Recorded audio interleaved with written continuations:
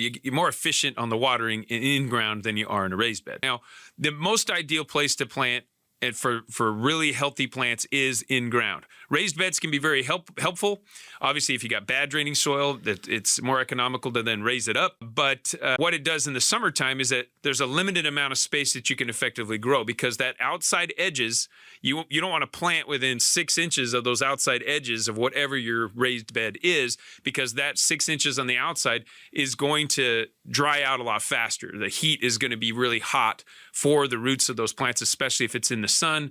And so your success happens more than 6 inches in from the outside of whatever that raised bed is, especially in our summer months. And then your water, it just takes a little bit more water to get those things to really be saturated, and it's a slow water experience that you need to have in those raised beds as well, because if you put fast water, they drain really, really well, and it's going to drain right through, and it's not going to soak up into the soil. You need to give the soil time to soak up the water. Whereas the rest of us, if we're digging in the ground, it's almost like we're planting in a clay bowl. And so the water already slows down because it hits a slow point where the soil hasn't been amended, and then it'll soak up inside that space.